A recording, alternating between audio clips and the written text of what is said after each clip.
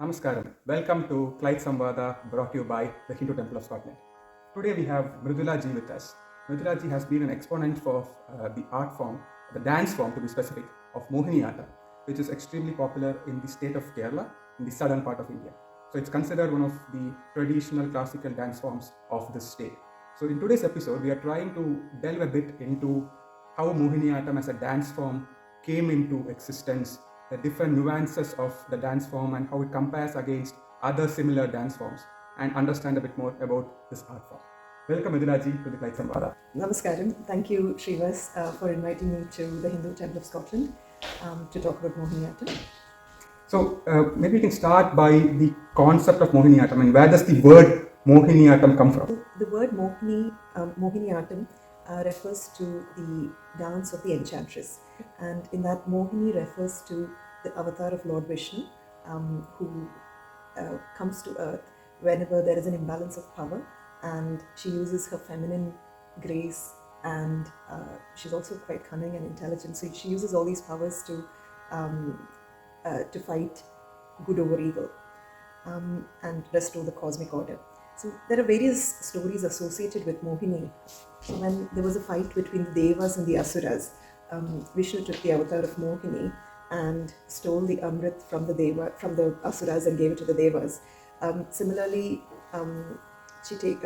Vishnu takes on the form of Mohini when this Asura called Bhasmasura gets too powerful. He gets so powerful that the gods start fearing him and he wants to kill Shiva. So then Vishnu comes in the form of Mohini and tricks him into a long dance and makes him point his own finger at himself, yes. And he's reduced to ashes. And there's also a third story in our mythology wherein Shiva, he's heard so much about Vishnu's avatar Mohini and her beauty, he requests Vishnu to show him the avatar just once in the form of Mohini. And Vishnu is a bit hesitant, but then eventually he says yes, and he takes on the form of Mohini, but Shiva falls madly in love with Mohini. And their union produces Ayyappa. So that is another legend which is quite popular. And so when you talk about these legends, so that is the legend of how Mohiniyattam as a dance form came, because Mohini and Attam. But then if you kind of think about like the history behind it gaining popularity within the state of Kerala, is there any background to how and why it became popular with the state? So the history goes quite far back, and Mohiniyattam as we see it today probably was not in the form that it was, centuries ago. So there are references to it from around 8th century AD, when the Chera dynasty was ruling Kerala. So it was part of temple rituals, this dance. So the dancers who were referred to as Devadasis would perform a dance called Dasiyattam. And they were really revered, these ladies. So when the worshippers came to the temple to pay their respects to the deity, they would also pay their respects to the Devadasis. But then a few centuries later, around the 12th century, when the Chera kingdom lost their power and that got dissolved, that affected the socio-economic status of the Devadasis as well. So they were forced out of the temple walls, and they essentially then started performing for powerful people in the community, like feudal lords and community leaders. Yes. So then the degradation of the art form started, and eventually they were even forced into prostitution. So that went on for centuries, and the dance itself lost its grace and importance over the years. But then many years later, in the early 19th century, when the great king Swadhi Tirunal, he came to reign, I think it might have been in 1829 or so. So when his reign began, he was, as you know, he was like an art exponent. Dance, music, painting, everything. Yes. So he was a great artist himself, and he paid patronage to various artists from all parts of India. And in that, one of the main artists that he brought to his palace was the Tanjore Quartet. So that's 4 brothers who were great musicians and also Bharatanatyam teachers, I think. So they were brought to his court, and one of them, called Vadivelu, he is actually responsible for making the modern Bharatanatyam. So he made, the adavus, and a lot of structure was given to Bharatanatyam by him, and the Carnatic music style which goes with it. So Swathi Tirunal was very passionate about Mohiniyattam, and he wanted Vadivelu to contribute to Mohiniyattam in a similar way. So Swathi Tirunal, requested him to do this, and he composed a few. Swathi Tirunal has composed like a wide range of music for Mohiniyattam, and which we still use today. And he did that at the time. And Vadivelu also, made some steps and expressions, and made it very presentable. But then Swathi Tirunal, he died very young. So with his passing, again the art of Mohiniyattam also fell to disrepair, because at the time British masters, they had actually banned a lot of classical dances, because they said this was immoral. And it didn't go along with their idea of Victorian morality. Okay, interesting. Then I think about 100 years later, in 1930, the great poet laureate of Kerala, Vallathol Narayan Panikkar, he wanted to revive Mohiniyattam, and he founded Kerala Kalamandalam, which is now quite a big institute in Kerala. And he recruited a few teachers from different parts of Kerala to come and teach students what they knew of Mohiniyattam. So Mohiniyattam didn't have any structure those days. So it was just a few dances, a few padams, which are kind of expressive dances, not with many steps. And they taught the students what they knew, but it still lacked a structure. Then a couple of decades later, he recruited a teacher called Kalyani Kuti Amma, and she is considered to be the mother of Mohiniyattam. This is 1950s, like post-independence. Possibly 1950 or 60, I think between that time. And she was responsible for giving it a proper structure and format. So she formed, I think it was 32 adavus, and she said we would, for the mudras, that's the hand gestures, we'll follow a Kathakali format and use the Hastalakshana Deepika format.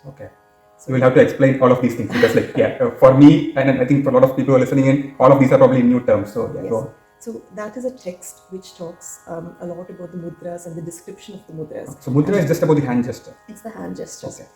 So Bharatanatyam follows a slightly different format, and that's, I'm trying to remember the name of it. Sorry, I can't remember the name now. So, but that's a slightly different text that they follow. But it's similar, like the names are different, but the mudras are similar a lot of the times. So Hastalakshana Deepika is the same format followed by Kathakali. So that was what was adopted for Mohiniyattam. And the adavus were adopted from Kathakali and Kaivutikali. By adavu you mean like the steps. The steps, the pure dance movements are called adavus. So there are 32 of them that she developed, Kalyani Kuti Amma.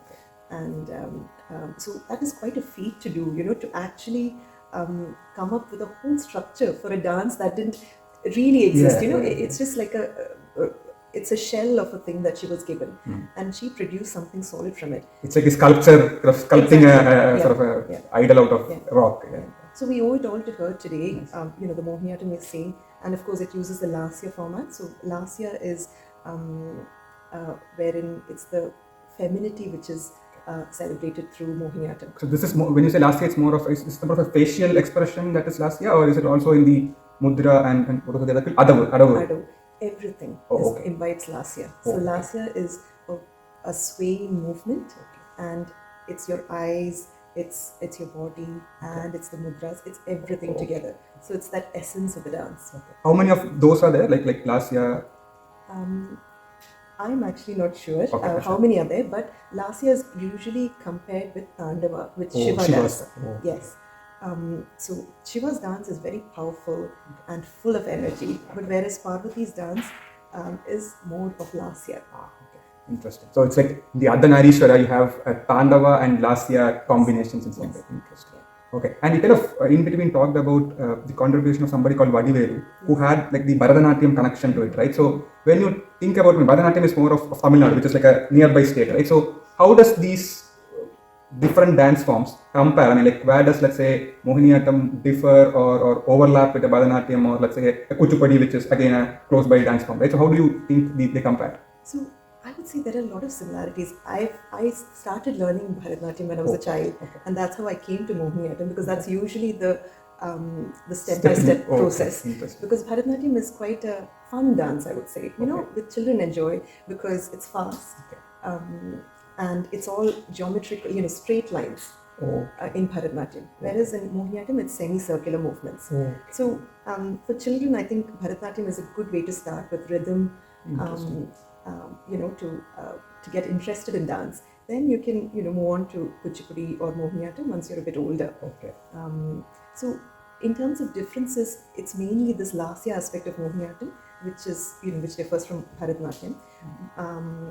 And I'm trying to think of the music as well. Okay. So in Mohiniyattam, they use both kinds of music. So there's the Carnatic style of music, which is adopted by Bharatanatyam. Okay. So that's used in Mohiniyattam. But Mohiniyattam also can be done by the Sopana style of music, which is more melodic, which belongs to the temples in Kerala. So that is another difference. And of course, there are differences in jewelry and costume and the hairdo. So there are differences in those respects as well. Okay. Interesting. I mean, like, I've watched both Bharatanatyam and Kuchipudi, but I think now when I reflect from what you said, now I think like the linear and the semicircular, like, I make more sense of it. I never had thought about it in that way. But so thanks so much for sort of enlightening us about the sort of structural difference between the two. And it's interesting that you touched upon the music and the jewelry aspects, right? So how is there anything specific to the nature of the music? That, I mean, you talked about like Sopana music, right? So what are the sort of differences in terms of the instruments that, let's say, go with it, or the music that goes with Mohiniyattam? So a few instruments like the edekya. Okay. Edekya is quite popular with Mohiniyattam music. Yeah, I mean, so for those of you who don't know what edekya is, we have done an episode on edekya in Clyde Samvada itself, where Ranjit had talked about edekya. He had the demonstration with the edekya itself. So do go and watch that episode to know more about edekya. We'll put it on the title description of this episode as well. So go on, sorry about that. So edekya is one I can think of, and I think at times Maddalam is also used. Okay. But otherwise it's Maddalam is like Mridangam, right? No. I'm not sure about the exact differences between Maddalam and Mridangam, because Mridangam is also used. Okay. So, and other instruments that's common to both would be veena, violin, Mridangam, flute, and the Nattuangam, which is the cymbals, the bells. Oh, that one. Which gives the rhythm for the steps. Okay. So that's in terms of the music and the instruments. And from the music standpoint, is there like a classical music element that goes behind it, or is there like variants of different types of music coming in? So it is usually classical music, and it's the Carnatic style classical music which is usually used. Okay. And then, like I said, the Sopana style. So I think they have different rhythmic structures. Okay. But I am not an expert in the music, so I will not go very deep into it. Okay. Because I can't talk much about it. So, but then, like, when you think about the steps within the Mohiniyattam, is there like you start with something and then you do other things, or how is the structure of the dance itself that takes place? Sure. So I'll talk a bit about the repertoire in Mohiniyattam. So in Mohiniyattam, usually when you do a full arangetam, which is a margam, you first start with a dance piece called the Cholketta. Cholketta, okay. So Cholketta is essentially a prayer to the gods. Mm-hmm. So you say a little prayer to Ganapati, to Devi, and to Shiva possibly. So it can be a mixture of a few gods. And within the dance itself, it's usually pure dance with less expressions, and it's more to show the ability of the dancer from their learning. Okay. Yeah. So they've completed their learning and they're showing you this piece of dance. Then usually the next one that goes into this is Jadiswaram. Jadiswaram. Yes. And Jadiswaram is there in Bharatanatyam as well. Okay. But Mohiniyattam Jadiswaram would be slightly slower in beats. Okay. Yeah. It would be 1 or 2 beats slower. And Jadiswaram now is pure dance. So there's no expressions or storytelling involved at all. Okay. Yeah. And after Jadiswaram, usually the dancer would showcase a padam. Padam. Yeah. A padam is usually a story told by a heroine, by a naika, and it's usually a yearning for her beloved. So it can be Krishna, Padmanabha, Vishnu, or it can be a mere mortal like her husband. Okay. So that's what usually a padam imbibes. Then after a padam, the dancer usually showcases a varnam. Okay. And for me personally, I feel a varnam is the masterpiece, the jewel within this margam. And because in a varnam, you have the pure dance element, then you have some storytelling, So you have a lot of natya where you're showcasing certain characters. So it's quite an interesting piece of dance to perform. Okay. And finally, very similar to Bharatanatyam, you finish off with a Tilana. Okay. So a Tilana Yeah, it's like the final one. Like, yes, yeah. Full of energy, and it's pure joy doing the Tilana. Okay. And again, I think Tilana is usually a prayer to Vishnu. Because after all, Mohiniyattam is Mohini's Attam, as in Vishnu's dance. Yes. So it makes sense. So 5 steps within the style of it. So when you say Margam, is it more like a style of doing things, or it's like? It's not. It's a repertoire. So it's just a combination of dances, I would say. Interesting. Super. So any other sort of closing thoughts that you have about your journey that you've had with Mohiniyattam, and sort of insights that you would like to share with us? Sure. So I have been learning Mohiniyattam now for almost 4.5 years. Okay. And my guru is Srimati Pallavi Krishnan. Okay. So she is in India, and it's online classes that I take. Oh, nice. So it's been doubly hard. So, but I'm very fortunate because she's one of the main exponents in Mohiniyattam in Kerala. Okay. And it's not been an easy journey, but I think it's been very rewarding. Okay. Yeah. And I would encourage people, to take up an art form, be it Mohiniyattam or Bharatanatyam or Kuchipudi. Learning a dance always gives a lot of joy. Until you dance, you don't realize it. You don't realize what you're missing. So I would encourage children and adults alike to take up a dance if they can. And hopefully they'll also have a good time like I have. Super. I mean, so like in the temple also we're kind of having Bharatanatyam dance classes that Dr. Radhakrishna does. So I think as a temple also we're trying to encourage wherever we can those sorts of things, and discussions like this are also intended to, in a way, discuss the concepts of the dance and hopefully encourage more people to join the dance form. So thank you so much for sharing your insights with us today in Clyde Samvada. Namaskar. Thank you. Namaskar.